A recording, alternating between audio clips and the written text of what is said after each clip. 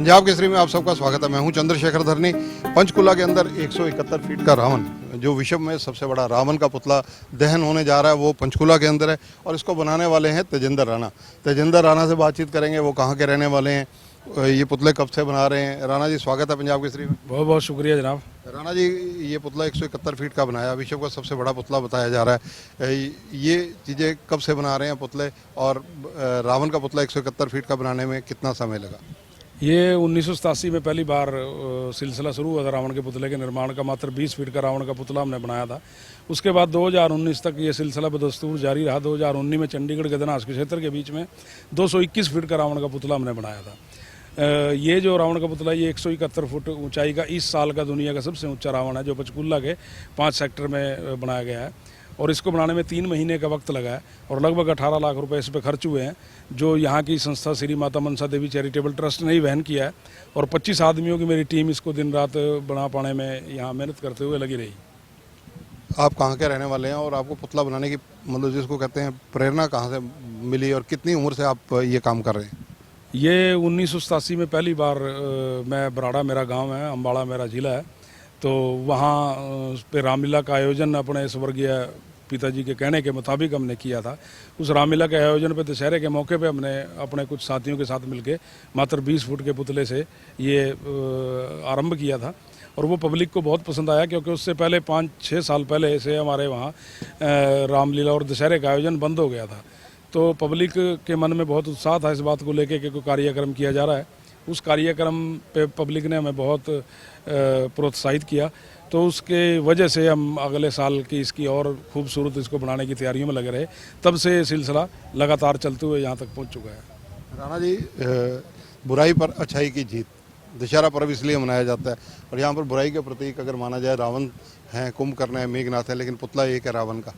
जी, इसका सबसे बड़ा कारण ये है कि प्रॉपर क्षेत्रफल में ग्राउंड मौजूद ना होना कोई।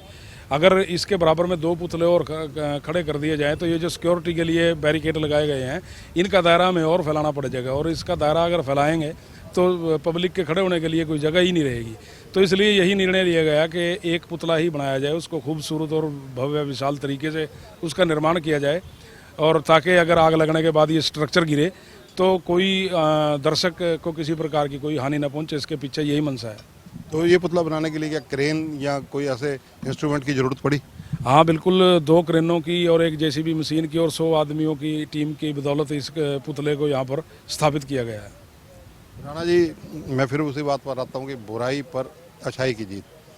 तो रावण का पुतला आप हर साल बनाते हैं, आप क्या जनता को कहना चाहेंगे?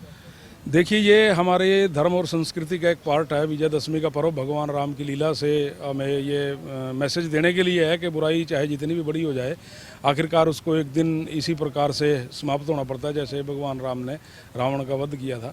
तो ये पर्व बहुत हर्षोल्लास से पूरे देश में मनाया जाता है।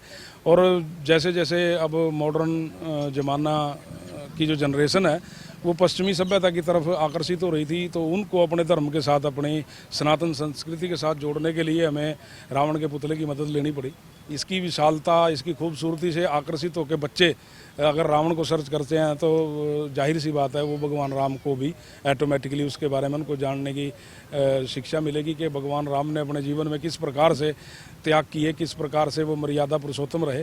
ये सारी बातें जानने का जरिया है कि ये हमारे द्वारा बनाया गया रावण का पुतला आज की जनरेशन को अपनी तरफ आकर्षित करने में कामयाब रहता है। राणा जी, जिस प्रकार से कोरोना रहा, 1 साल पूरे, तीज त्योहार सब चीज़ें लोगों की छूट गई।